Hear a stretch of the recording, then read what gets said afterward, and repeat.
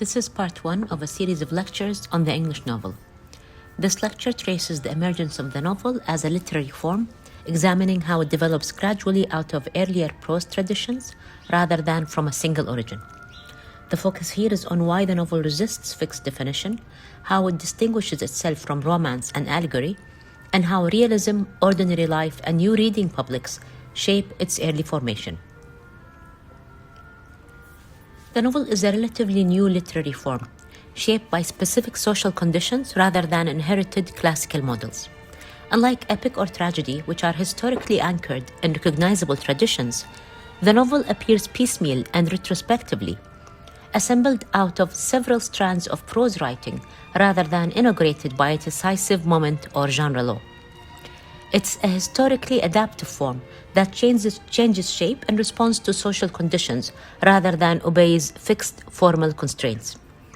The novel evolves by absorbing new subjects, voices, and modes of representation as history changes, developing as a flexible form responsive to shifting social realities. Because it lacks a single origin or founding text, the novel resists definition. Instead of fixed characteristics, it's best described through its tendencies, a recurring attention to ordinary life, individual experience, and recognizable social worlds. For this reason, the novel is best understood not as a genre governed by rules, but as a flexible form shaped by historical pressures. This openness is not a weakness, but a defining feature of the novel. Definitions of the novel are therefore always provisional and cautious, intended to orient us historically rather than to impose timeless criteria. Though the novel can't be pinned to specific origins, there are literary forms that preceded and influenced it. One of the most significant of these is romance, a mode dominated by adventure, love, marvels, and idealized action, operating in a world governed by convention rather than probability or social plausibility. Narrative in romance moves freely through extraordinary events, with settings rarely anchored in the ordinary structures of everyday life. Characters don't develop through interaction with social circumstances, but embody fixed and exemplary qualities such as bravery, loyalty, or devotion. For this reason, romance doesn't offer psychological depth or moral ambiguity, but rather a stylized and idealized vision of action. Its contribution to the novel lies in establishing the habit of extended prose narrative, training both writers and readers in the pleasures of narrative continuity, movement, and sustained storytelling. At the same time, later romance already reveals its own limits, as in Don Quixote, where the conventions of romance collapse when confronted with ordinary social reality. Romance thus provides narrative capacity, but resists the ordinary, the probable, and the socially specific that defines the novel. Alongside romance, allegory, for example, The Pilgrim's Progress more specifically, is another important but limited precursor to the novel. Allegory demonstrates that prose narrative can sustain length, coherence, and reader engagement, something earlier prose often struggled to achieve.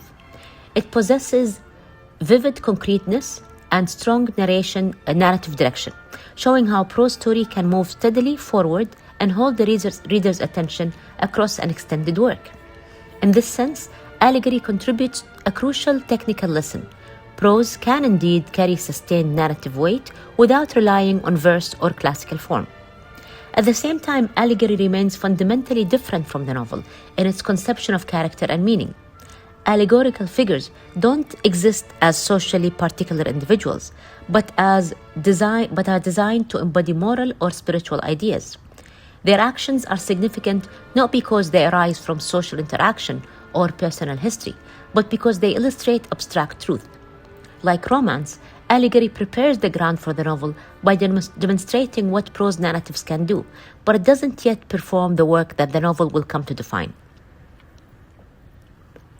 Against both romance's idealization and allegory's abstraction, the novel marks a decisive orientation or reorientation of prose narrative toward ordinary life. Instead of heroic action or symbolic meaning, prose fiction increasingly turns its attention to everyday experience and to individuals living within recognizable social environments.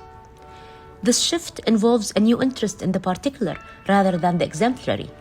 Characters are no longer types or moral figures, but people shaped by circumstance, habit, and environment. Social relations, economic pressures, family structures, daily routines all begin to matter in ways that did not in earlier form.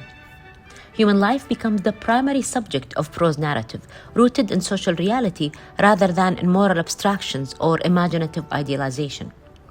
This movement toward the ordinary develops gradually as prose fiction begins to take seriously the texture of everyday existence.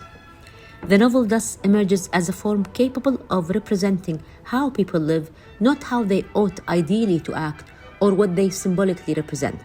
It becomes a medium for exploring society from within rather than projecting ideals onto it. As prose narrative turns towards ordinary life, realism becomes central to the novel's emergence, though not in the sense of simply telling the truth or copying reality. Realism here refers to the production of a convincing effect of reality, achieved through attention to concrete details of time, place, social relations, and material circumstances. Events feel credible not because they are extraordinary or symbolic, but because they unfold within a world that appears continuous, familiar, and governed by recognizable conditions, unlike the marvels of romance or the abstractions of allegory.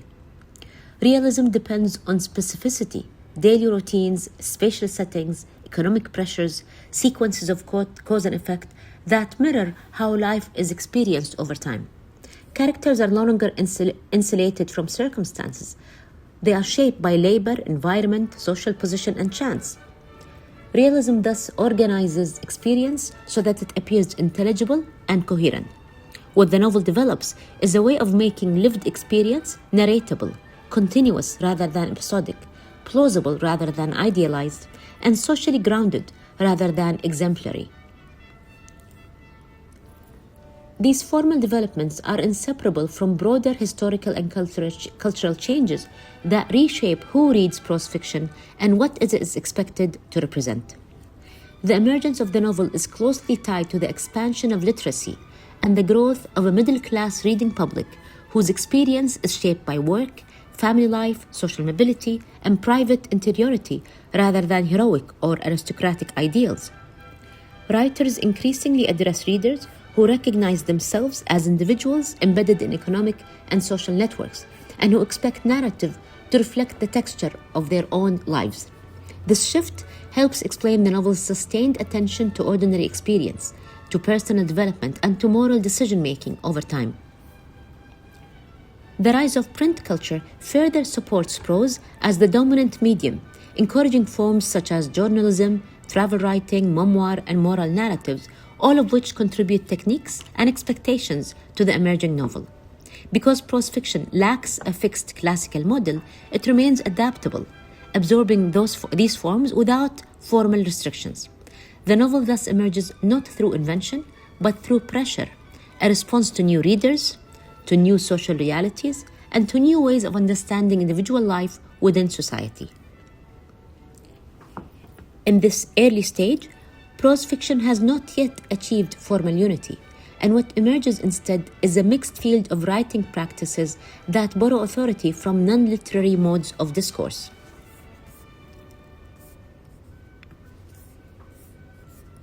Much early prose narrative grows out of journalism, travel writing, memoir, and report, rather than out of inherited literary genres. These forms contribute a plain, factual voice that claims truthfulness and immediacy, even when recounting invented events. Narrative authority is established less through aesthetic design than through the appearance of documentation, eyewitness testimony, and accumulation of detail.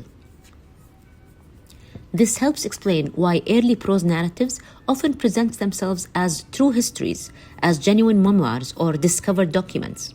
What matters is not formal polish or unity, but credibility and pressure of fact. The novel's early realism, therefore, develops not from a theory of representation, but from practical methods of making stories appear believable. These methods include attention to dates, locations, material objects, labor, routine, as explained earlier. Details borrowed directly from non-fictional modes of writing.